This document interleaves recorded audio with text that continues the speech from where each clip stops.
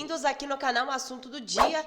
Nós temos o compromisso de trazer aqui a vocês a verdade, sempre com as fontes na tela. Um jornalismo sério, com compromisso, sim, com a verdade, e lhes informando sobre tudo o que acontece no meio político. E agora, Arthur Lira, no fim de mandato, investigações, denúncias, o caso que deixou Arthur Lira sem saída. O que será que aconteceu? Lira foi fustigado por investigações que miraram casos de corrupção, envolvendo o seu nome.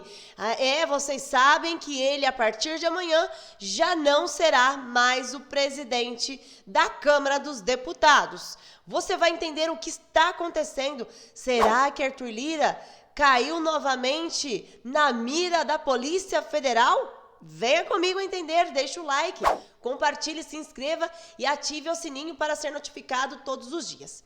Eu gostaria de saber de vocês, vou questioná-los aqui sobre algo. Como Arthur Lira, como presidente da Câmara dos Deputados, durante o tempo que ele esteve à frente, né, como o presidente da Casa Baixa, o que você achou sobre os seus trabalhos, sobre os seus posicionamentos, sabendo que emendas, embates e economia marcaram a presidência de Arthur Lira na Câmara.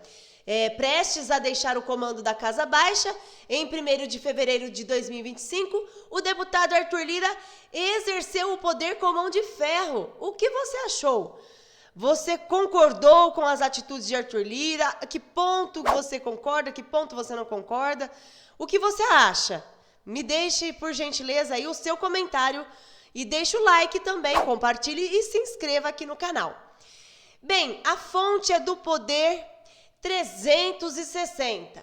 Embates, emendas e economia marcaram presidência de Lira na Câmara.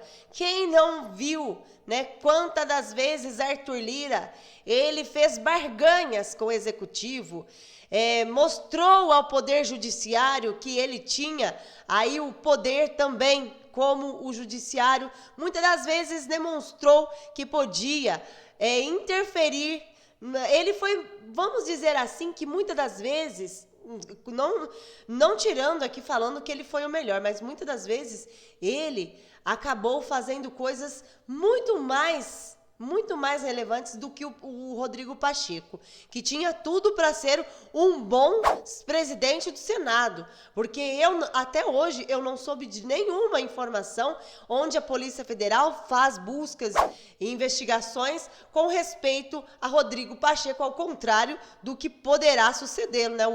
Poderá entrar como presidente do Senado o Davi Alcolumbre, que tem a honra mais manchada, enfim. Prestes a deixar o comando da casa, em 1º de fevereiro de 2025, o deputado Arthur Lira exerceu o poder com mão de ferro. Tido como um trator, protagonizou disputas com o Supremo Tribunal Federal, o Planalto e até mesmo com os colegas do Congresso.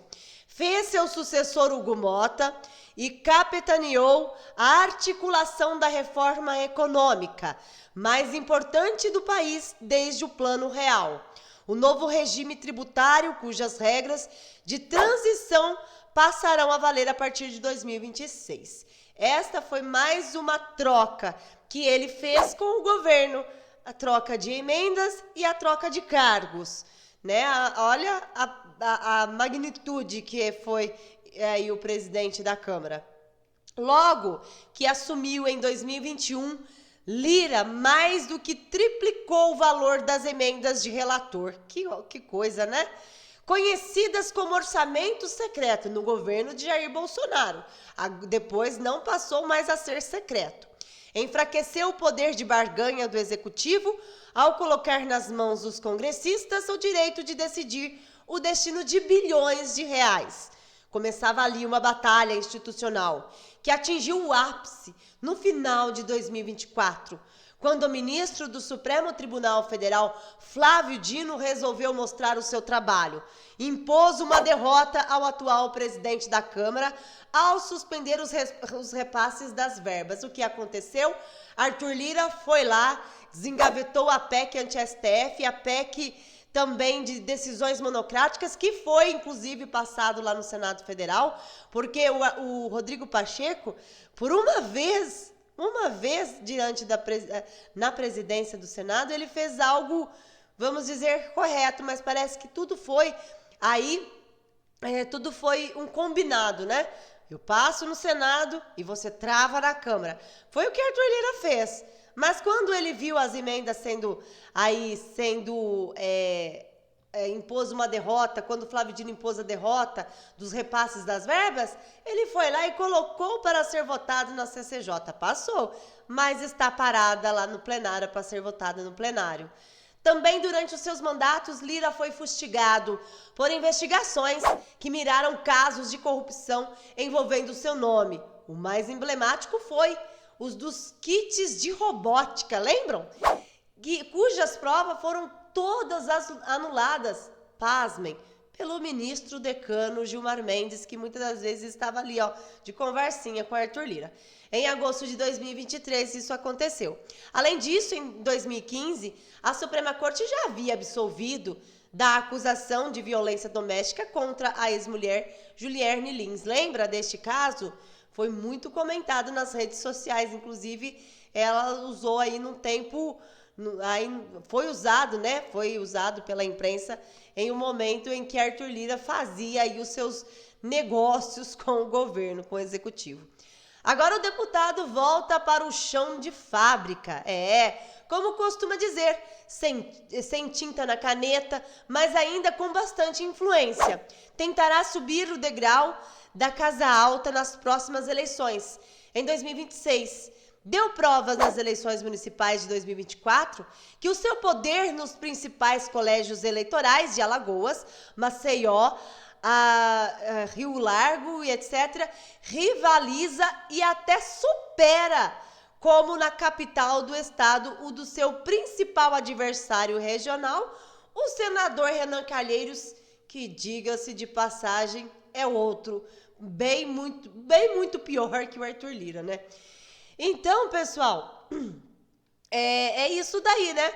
O Arthur Lira esteve à frente do comando da Câmara, fez muitas coisas que vieram a favorecer ao pessoal da direita, a oposição ao governo, mas muitos favoreceram ao próprio governo, como, por exemplo, deixou de lado o PL da anistia aos presos dos atos do dia 8 de janeiro para atender os anseios do governo. Foi graças à articulação de Arthur Lira e não do governo que a PEC, a proposta de emenda à Constituição da reforma tributária, e as regras de transição do antigo para o novo regime foram aprovadas. Os episódios encerraram uma etapa que se arrastou há cerca de 40 anos no Brasil. Lira empenhou pessoalmente para viabilizar o que era tido como inviável pelo governo atual no início de 2023. A unificação dos impostos e a criação de IVA, Imposto sobre Valor Agregado, no meio de uma disputa fiscal fabricada entre os entes federados. Para aprovar a PEC, aí tem também aí, né, o congressista entrou em campo e liderou o processo de costura de um grande acordo que envolveu a Fazenda, o Congresso, os estados, os municípios, a Faria Lima, grandes grupos empresariais em torno da proposta. Ao final, declarou que não se tratava da melhor reforma, mas a possível. Para aprovar a PEC, Lira evitou fazer críticas públicas ao que considerou erros de ser inseridos aí no projeto pelo Senado. Trabalhou nos bastidores. Com o Senado, o maior embate com estilo combativo, Lira colecionou conflitos. Chegou a dizer que o ministro das Relações Institucionais, Alexandre Padilha, era incompetente, vocês lembram disso? E planteava aí notícias falsas sobre o Congresso. Já com Renan trocou farpas no X, sobre uma disputa que travou com o presidente do Senado, Rodrigo Pacheco. Em 2023, Rodrigo Pacheco e Lira divergiram quanto ao funcionamento das comissões mistas no Congresso. A Constituição, que determina toda medida provisória, seja analisada por uma comissão composta com 12 senadores e 12 deputados, antes de seguir para o plenário da Câmara, depois do Senado. Por sua vez, o Senado defendia o funcionamento das comissões mistas. No início da crise sanitária, por causa das restrições sanitárias, o Supremo permitiu que o Congresso pulasse a etapa das comissões mistas na análise das medidas provisórias. Enfim, pessoal, no entanto, Lira não quis assinar o ato de perder o poder conquistado com o rito, adotado na crise sanitária. Pois bem, ele finalizou o seu mandato. Aí, com o STF, foi com Rosa Weber, ministro, e Flávio Dino, que Lira encontrou freios que limitaram o seu poder. A distribuição de emendas foi alvo do rigor dos 2 ministros da corte. Lira teve o desgosto de ver as emendas de relator enterradas pela Suprema Corte em dezembro de 2022. O voto da relatora Rosa Weber foi seguida por Edson Fachin, Luiz Fux, Luiz Roberto Barroso, Carmen Lúcia e Ricardo Lewandowski. Já em agosto de 24, Dino bloqueou as emendas impositivas. Alegou falta de transparência e rastreabilidade. Aí o Arthur Lira quis mostrar o seu poder, desengavetou as PECs anti-STF e a PEC de decisões monocráticas, mas não teve coragem suficiente para colocar em plenário para a votação. Enfim, este foi o presidente da Câmara dos Deputados, Arthur Lira, sempre agindo de forma para se beneficiar.